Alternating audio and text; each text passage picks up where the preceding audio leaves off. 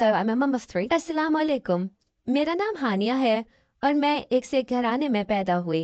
मेरे वालिदैन इंडिया से ताल्लुक़ रखते थे और वो लोग इंडिया से यहाँ यूके शिफ्ट हुए, जबकि मेरी पैदाइश यहीं लंदन में हुई है। मेरे वालिदैन बहुत ही मोहब्बत करने वाले लोग हैं और सच्ची बात यह है कि मेरे इस्लाम कबूल करने की खबर से उन्हें काफ़ी शौक लगा था। मेरे वालिदैन ने मुझे बचपन से ही सिख मज़हब की तालीम दी थी। मुझे याद है कि बचपन में मैं अपने वालिदैन के साथ अमृतसर के बड़े गुरुद्वारे में भी गई थी, जिसको मैंने बहुत एंजॉय किया था।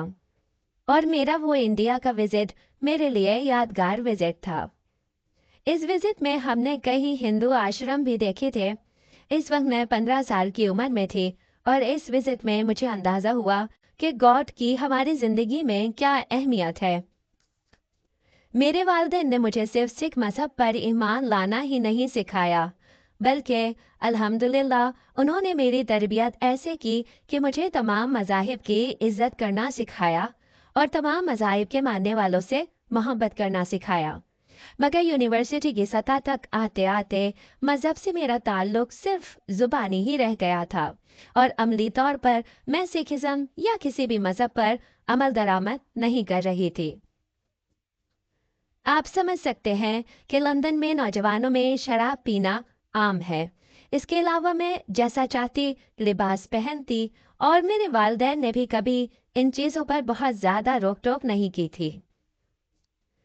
जवानी में मेरे इस्लाम के मुतालिक वही ख्यालात थे जो कि 80% लोगों के यहाँ लंदन में होते हैं, यानी दहशतगर्दी वगैरह वगैरह। मगर मैंने कभी किसी शख्स से इस वजह से नफरत नहीं की कि वो मुसलमान है, मगर मुझे इस्लाम पसंद भी नहीं था और इस्लाम के मुतालिक मेरी सोच यही थी कि मुसलमान मर्द बहुत सख्त मिजाज होते हैं। ये अपनी औरतों पर जुल्म करते हैं, उन्हें ज़बरदस्ती पर्दे में रखते हैं और मुसलमान औरत बहुत ही मजलूम और पिसा हुआ तबका है। मुख्तसर ये कि मेरे दिल में इस्लाम के मुतालिक कोई अच्छी सोच या अच्छा जज्बा नहीं था।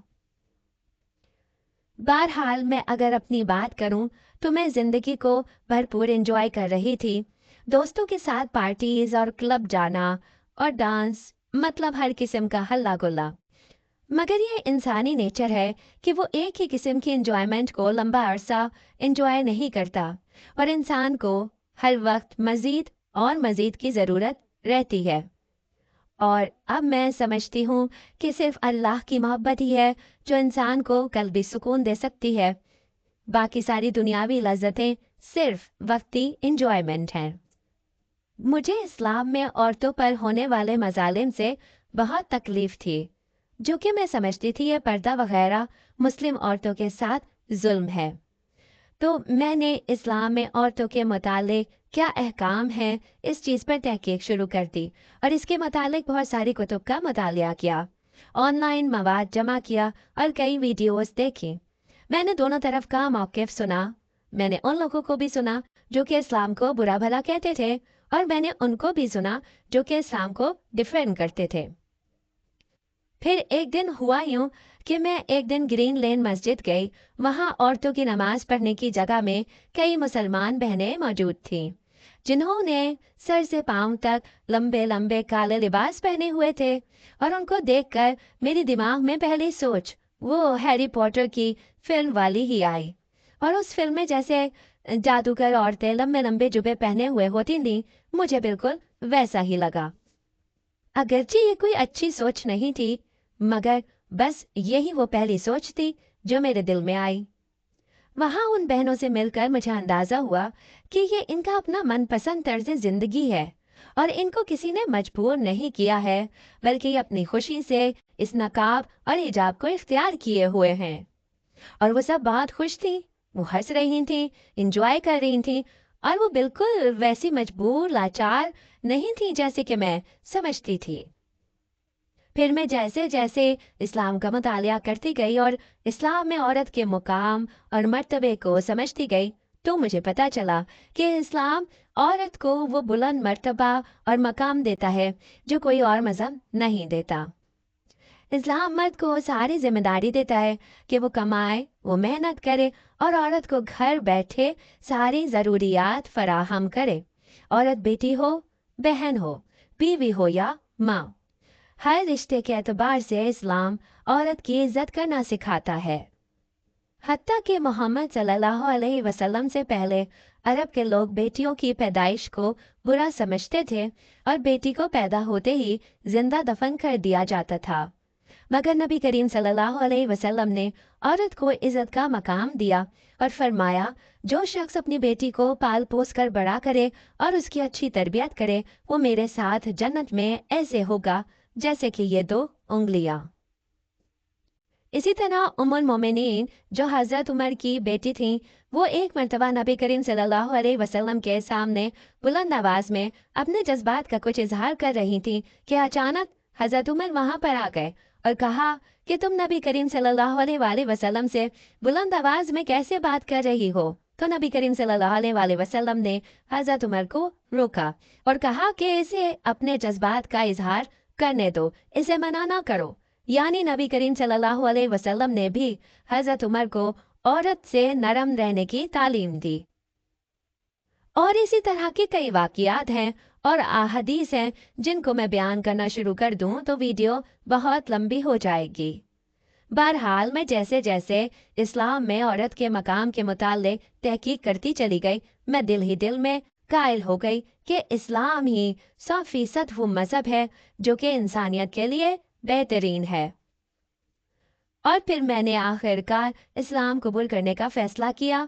मैंने गुस्ल किया और मैं उसी मस्जिद में दोबारा गई जहाँ मेरी कई सहेलियाँ बन चुकी थीं, और मैंने शहादत के कलमात पढ़कर इस्लाम कबूल कर लिया।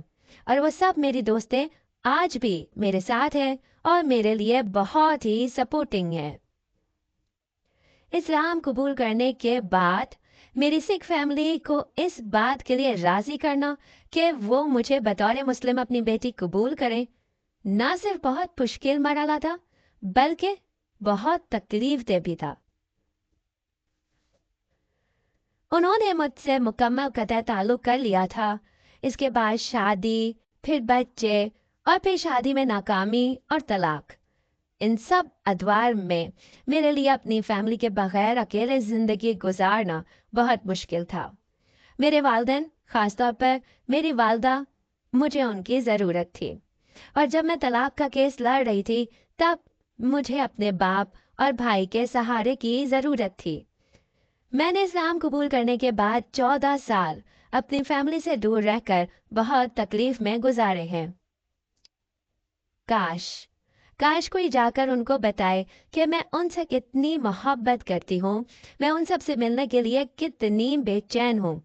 मेरी ज़िंदगी के गुज़िश्ता 14 सालों में कई मर्तबा ऐसे मौक़े आए हैं कि जब शैतान ने मुझे बहकाने की बहुत कोशिश की है कि इतना सब कुछ गंवा कर भी मैं अभी तक मुसलमान क्यों हूँ।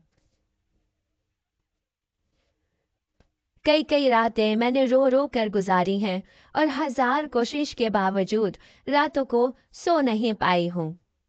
कई मर्तबा मेरा दिल चाहा कि दीवार में अपना सर मार कर सर फोड़ लूं। और फिर मेरी एक फ्रेंड ने मुझे मशवरा दिया कि जब कभी ऐसी सोच आए तो अपने बच्चों को देखा करो और अपने बच्चों को रात को ऐसे वक्त में देखना जब वो सो रहे हों। और मैंने ऐसा ही किया। यकीन मानिए, ये वाकई एक माँ के लिए शदीद डिप्रेशन में बेहतरीन थेरेपी है। मुझे बस इसी बात का अरमान है कि एक दिन मेरे माँ बाप और बहन भाई आए और कहें कि उन्होंने मुझे माफ़ कर दिया। वो मुझसे जो कहेंगे मैं सब देने को तैयार हूँ, मगर इस्लाम नहीं। बस वो मेरे इस्लाम पर एतराज़ ना करे। मैं अक्सर सोचती हूँ कि मोहम्मद सल्लल्लाहु अलैहि वसल्लम की भी अपने चचा से कितनी मोहब्बत थी और वो चाहते थे कि वो इस्लाम कबूल कर लें। अगरचे वो आखिरी वक्त तक मुसलमान नहीं हुए, मगर आप सल्लल्लाहु अलैहि वसल्लम की मोहब्बत उनसे बरकरार रही। इसी तरह मेरे वालिदैन और बहन भाई भी अगरचे मुसलमान नहीं हैं, मगर मेरी उनसे मोहब्बत उसी तरह बरकरार है।